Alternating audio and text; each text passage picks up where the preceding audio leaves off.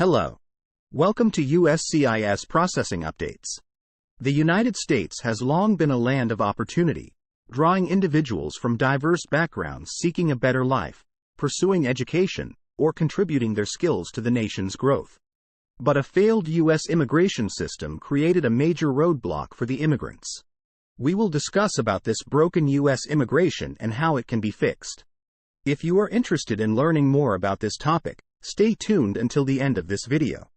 If you like this video, please click the subscribe button, the like this video button. And don't forget to press the bell icon to get new updates instantly and directly to your YouTube.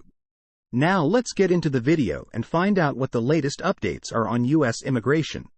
Republican politicians are fond of using the phrase, fixing our broken immigration system. However, they nearly never mention any particular problem or reform that they would like to see, other than border security. They just say that they want to see border security. This is most certainly the result of the complexity of immigration law, but it may also be due to the fact that fix our broken immigration system is a euphemism for we don't like all of these Latinos coming to the United States. If they truly wanted to change the system, they would first identify the precise flaws that they believe exist in it, and then provide potential remedies to address those flaws. Instead, they are content to make generalizations about the immigration system in their complaints and are content to let the difficulties persist so that they have an issue on which they can continue to campaign. One of the things that makes it challenging for proponents of immigrants to garner support is the fact that there is no one solution that can cure all of the problems with the immigration system. I believe that the majority of Americans have a general understanding that we are in need of reform. However, it is difficult for them to define what kind of reform is needed since there is so much noise coming from the Republican Party over immigration, in addition to the complexity of immigration law that I mentioned before. Within the United States Department of Homeland Security is a government department known as USCIS. It took the position of the Immigration and Naturalization Service, also known as the INS, and was established soon after the terrorist attacks of September 11. Within the patchwork of federal agencies that handle immigration problems, the United States Citizenship and Immigration Services, USCIS, is one of the most essential agencies. It is in charge of deciding whether or not individuals are eligible for the immigration benefits that they have requested. If you are an employer who wants to petition for a foreign employee to work in the United States, for instance, you will most likely file an application with the United States Citizenship and Immigration Services, USCIS. You will need to submit an application to USCIS if you want your foreign spouse to be able to get permanent residency in the United States, also known as a green card. In order to complete the procedure that is referred to as naturalization and become a citizen of the United States, you will need to submit an application to USCIS. The United States Citizenship and Immigration Services, USCIS, is the primary agency that grants immigration benefits. Although there are several agencies that grant immigration benefits, the United States Citizenship and Immigration Services, USCIS, is the one that you are most likely to interact with. During the fiscal year 2021, the U.S. Citizenship and Immigration Services, USCIS, received around 9.1 million applications of various types. Due to the fact that it is the primary agency responsible for granting or refusing immigration benefits, it serves the purpose of acting as a gatekeeper to the majority of the legal immigration system. The dysfunction at USCIS results in a wide variety of negative outcomes, such as the separation of families, the vacancy of jobs, the reduction of economic activity, the departure of talented people from the United States, mental and emotional strain, and wasteful costs, amongst other negative outcomes.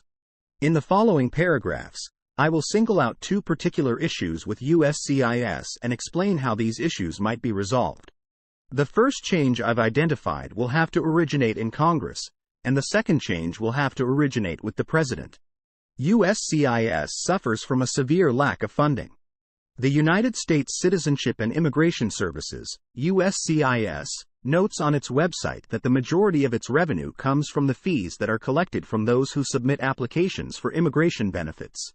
If you have ever submitted an application for any form of immigration benefit, you are aware that there is a filing cost associated with each type of application and that you are required to pay this amount. These fees accounted for nearly 97% of USCIS's funding during the fiscal year that ended in 2021. The United States Citizenship and Immigration Services, USCIS, functions more like a private company than a government agency, which I believe is on purpose. It seems likely that it was designed in this manner in order to guarantee the following two outcomes. 1. The financing provided by USCIS does not contribute to the federal deficit because the agency produces its own funding. 2. The funding provided by USCIS is never sufficient. As a result of low financing, the United States Citizens and Immigration Services, USCIS, has a significant backlog of applications, and it processes these applications at the rate of a snail. If you have ever had the displeasure of dealing with the United States Citizenship and Immigration Services, USCIS, you are aware that after you submit your application, it is essentially placed in a black box, and there is no way to forecast when it will be accepted. This is due to the fact that the funding mechanism known as fee-for-service gives an incentive for USCIS to accept petitions even though there is no motivation for them to approve them. The United States Citizenship and Immigration Services, USCIS, will take money from you when you submit your application. Nevertheless, it rarely has a particular deadline by which it is required to make a decision on an application, unless the applicant pays several $1,000s for premium processing. Since 2017, I have been working as an immigration attorney in private practice. During the time that I have spent working in this industry, I have witnessed the processing times at USCIS continue to get slower and slower. There is a possibility that you could receive a response to your application within a few months if you are fortunate. Nevertheless, the majority of applicants will have to wait for several months or even more than a year. The length of time it takes USCIS to process applications causes people to be separated from their families. As a consequence of this, businesses are unable to recruit the kinds of employees they would prefer to have. Because of my own first-hand experience, I am able to tell you that this causes a great deal of mental and emotional discomfort for other people. Imagine for a moment how much human suffering we might be able to alleviate if we merely provided enough funding for USCIS. Conservatives utilize the mechanism of funding known as fee-for-service as a weapon in their effort to weaken federal agencies. The most infamous examples of this can be found in the United States Postal Service and the Social Security Administration. A law that was passed by former President Donald Trump and his anti-immigration advisor Stephen Miller in 2020 mandated that the United States Citizenship and Immigration Services, USCIS, would dramatically increase its fees in order to make up for budget deficiencies. In reality, this was a backdoor attempt to make immigration unaffordable and, as a result, unattainable for everyone except the wealthiest individuals. Thankfully, the court stopped this rule from going into force, and the Trump administration abandoned its appeal of the decision, which effectively put an end to the fee increase. I have a strong suspicion that the same strategy will be utilized in order to subvert the legal immigration system in the event that the fee-for-service funding structure of USCIS is not changed and another government led by Republicans is elected to power. The solution is for Congress to fully fund USCIS and acknowledge that a functional immigration system is a public good that benefits all of us. This is the only way for this problem to be solved. The method that USCIS does its business is another significant issue with the agency. Not only is the process of adjudication painfully slow, but it is also murky, arbitrary, and unnecessarily antagonistic. The adjudicators at USCIS often place impediments in the way of petitions that serve no purpose and can only be seen as an attempt to prevent persons from receiving benefits to which they are otherwise entitled. During the time that Donald Trump was in office, the practice of highly contentious and adversarial adjudication reached a fever pitch. USCIS agents were going out of their way to deny petitions for all but the most airtight of cases, which effectively made it almost impossible to obtain several different types of immigration benefits. This is against the law. When Congress issued laws setting up the various visa categories, it became the responsibility of the administrative branch to faithfully judge applications and approve those that meet the eligibility conditions that Congress has set. In other words, it is the executive branch's duty to ensure that applicants meet the eligibility requirements that Congress has specified.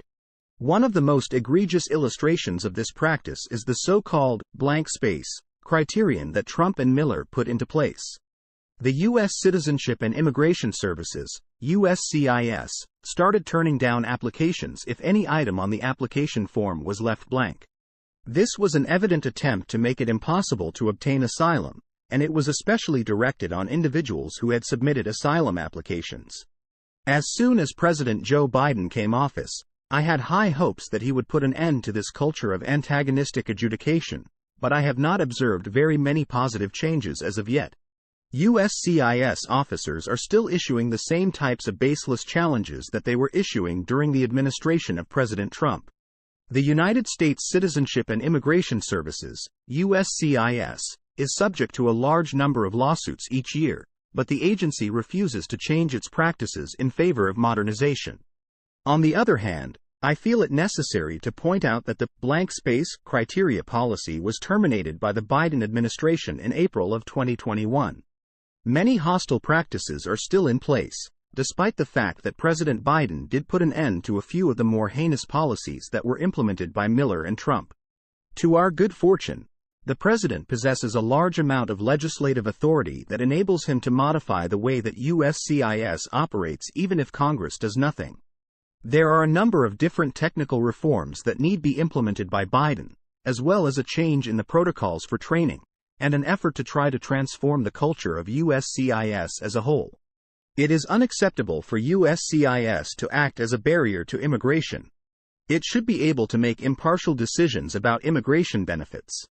In order for this to take place, there will be a need for leadership from the highest levels, but I have not seen any evidence to suggest that anyone in the White House is discussing USCIS reform. When you hear someone complaining about our broken immigration system, your next step should be to inquire as to whether or not they are familiar with the United States Citizenship and Immigration Services, USCIS. This agency's continued poor performance is due, in part, to the fact that it remains beneath the public's notice, and, in part, to the fact that Republicans opposed to immigration who complain about the broken system are not serious about identifying the issues and developing solutions to address them. That's all we have for you in this bulletin. I hope you found this video useful. We will post new videos when there are more updates. The U.S. Immigration Update channel provides all necessary visa information and procedures for your U.S. immigration journey. It is important to understand the United States immigration processing steps, visa application requirements, processing times, forms, fees, and more. We will continue to provide all information about U.S. visitor visas such as B1 and B2, work visas such as L1A, L1B, and H1B, student visas, green cards, immigrant visas, EB1, EB2, EB3, EB4, and EB5, and family immigrant visas. Thank you for visiting us today, and we'll see you in the next video. If you haven't subscribed to our channel, please subscribe channel for more U.S. immigration update videos.